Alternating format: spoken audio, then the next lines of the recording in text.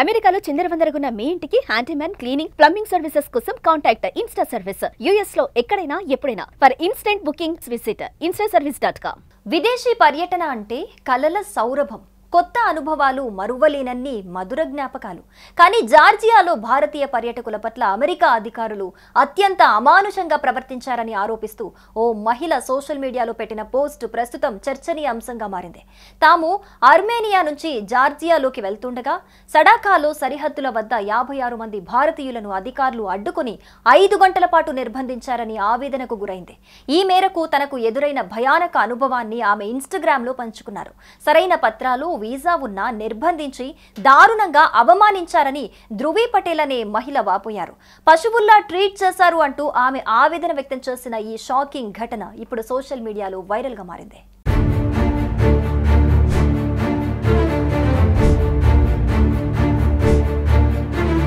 ధృవీ పటేల్ అనే భారతీయ మహిళ 56 మంది భారతీయ టూరిస్టులతో కలిసి ఆర్మేనియా నుంచి జార్జియాకు బస్సులో ప్రయాణిస్తోంది. అందరి వద్ద సరైన వీసాలు, డాక్యుమెంట్లు ఉన్నాయి. కానీ సడాకా బోర్డర్ కు చేరుకున్నప్పుడు వారి ట్రిప్ ఒక్కసారిగా పీడకలగా మారింది. అర్ధరాత్రి 2:30 గంటలకు మా బస్ను ఆపారు.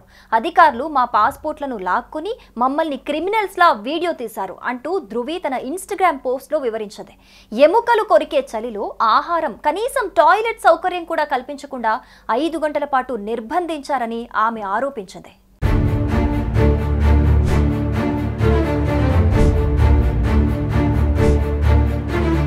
అంతేకాదు, ఎలాంటి సమాచారం ఇవ్వకుండా 2 గంటల పాటు తమ పాస్పోర్ట్లను స్వాధీనం చేసుకుని రోడ్డు పక్క ఫుట్పాత్లపైనే పశువుల్లా కూర్చోబెట్టారని ధృవీ పటేల్ తెలిపారు. అలాగే తమను నేరస్తుల మాదిరిగానే వీడియోలు తీయటానికి ప్రయత్నించారు, కానీ దానిని వారు అడ్డుకున్నామని చెప్పారు.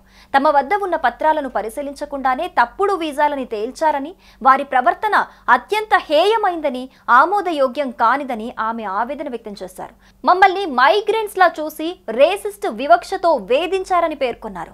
ఈ పోస్ట్ ను ప్రధానమంత్రి నరేంద్ర మోదీ, విదేశీ వ్యవహారాల మంత్రి జయశంకర్ ను ట్యాగ్ చేస్తూ భారత్ ఈ విషయంలో బలమైన వైఖరి అవలంబించాలని ఆమె కోరారు.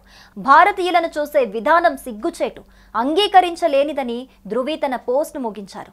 దీనిపై స్పందించిన నెటిజన్లు తమకు సైతం ఇటువంటి అనుభవాలు ఎదురయ్యాయని కామెంట్లు పెట్టారు. ఓ నెటిజన్ చాలా కాలంగా ఇదే పరిస్థితి ఉందని వ్యాఖ్యానించారు. తరచూ ఇటువంటి ఘటనలు జరుగుతుంటే అక్కడకు ఎందుకు వెళ్లాలని ఇంకో నెటిజన్ ప్రశ్నించాడు. ఇది జాత్యహంకార చర్య అని కొందరు మండిపడుతూ జార్జియా ప్రభుత్వ జాత్యహంకార ధోరణి గురించి పాత వార్తా కథనాలు షేర్ చేశారు మరికొందరు.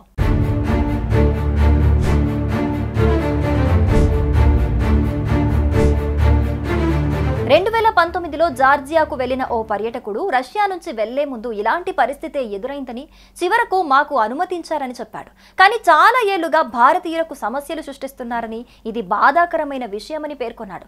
కాగా దీనిపై ఇప్పటి వరకు విదేశాంగ శాఖ అధికారికంగా స్పందించలేదు. ఈ ఘటన కేవలం ఒక్కరి కథ కాదు. సోషల్ మీడియాలో ఇతర టూరిస్టులు కూడా జార్జియా బోర్డర్లో ఇలాంటి అనుభవాలను పంచుకున్నారు. ఈ ఘటన భారతీయ ప్రయాణికులను జార్జియా ట్రిప్ల గురించి ఆలోచింపజేస్తోంది. విదేశాంగ మంత్రిత్వ శాఖ నుంచి ఇంకా అధికారిక స్పందన రాకపోయినా ఈ వైరల్ పోస్ట్ సోషల్ మీడియాలో తీవ్ర చర్చనీయాంశంగా మారింది. జార్జియాకు వెళ్లాలనుకునేవారు ఇప్పుడు 2 సార్లు ఆలోచించాల్సిన పరిస్థితి ఏర్పడింది.